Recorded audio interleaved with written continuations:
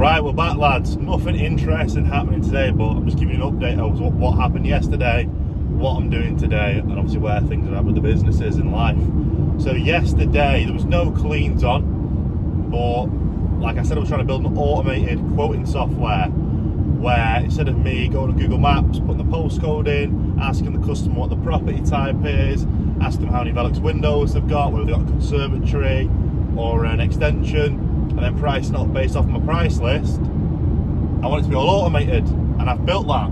So what I'm going to do is pause the video and I'll just go quiet a second while I play a screen recording here as I'm talking of how it works. So the customer will go on the website, they'll click get quote.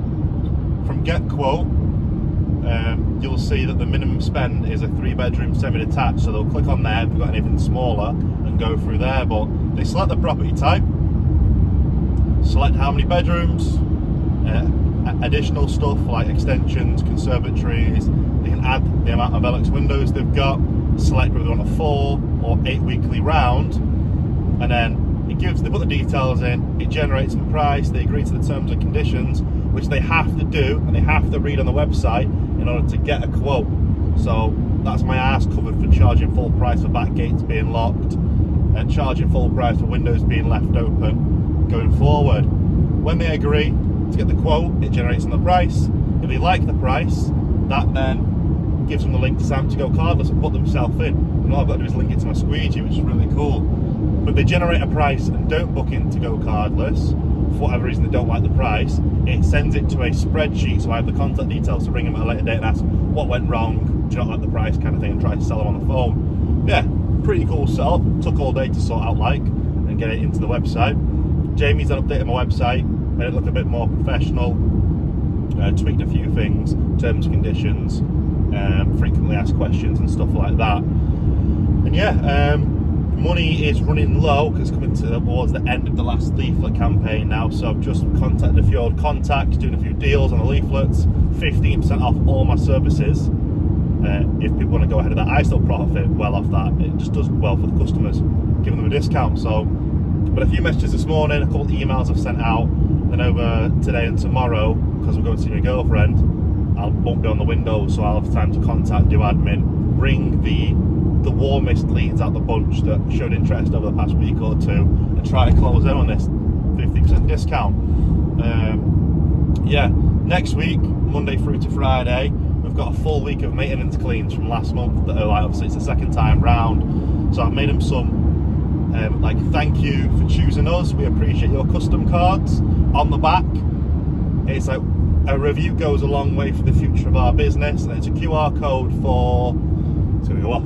It's a QR code for the Facebook to leave a review and a QR code for the Google to leave a review. And what I'm going to do for all these the maintenance customers that have come round for the second time, just for a bit of good customer service and to stand out from any other window cleaner they've used, is just staple a little bag of Haribo onto that card and post it through after they're clean. Does it cost me much? No. Like, I got the business cards for free because I put the order in with someone else's leaflet order, so I made money on that. The cards were free. What's a bag of Haribos? £4 or £5 for a big bag of Haribos, and I'll staple them to the cards. They're pretty cool. But yeah, next week I think there's about £670 worth of maintenance cleans booked in. I'm going to try to do like 1 or 2 first cleans each day as well, and try and bump that up towards like maybe £900 for the week next week, which would be really good. I've turned the ads off just because at the moment, like, my future income's getting better because I'm getting loads of work in, but I'm spending so much money that I don't have cash to like live with or do things with in the moment. So I've toned down the ad spend, I've toned down the amount of leaflets I'm putting out, so I've actually got cash in the bank. People say cash in the bank isn't good. Yeah, in large sums of money it's better invested elsewhere, but for example, my van went in the other day for like a £500 repair. I paid that and I'm like, fucking hell, that's a big blow to the bank. That shouldn't bother me, do you know what I mean? So I need to build up a fair few grand worth of a safety net in my bank before going balls to the walls and marketing again. But we're in a good position now with like 70 or so customers. I'll just smash word of mouth references in the community forums to try and get a few extra cleans each week now, and turn that ad on and off when it's dry. But yeah, gonna see the missus now, pick her up from work. I'm gonna chill out for the rest of the day. I've had a few like personal things going on, so this will be the quick video for today. Apologise if anything interesting's happened.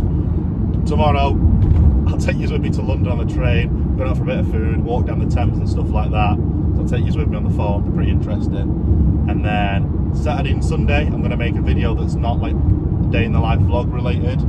Probably like my life story, maybe the transition to army to business, something like that kind of video. And then back to it Monday through to Friday.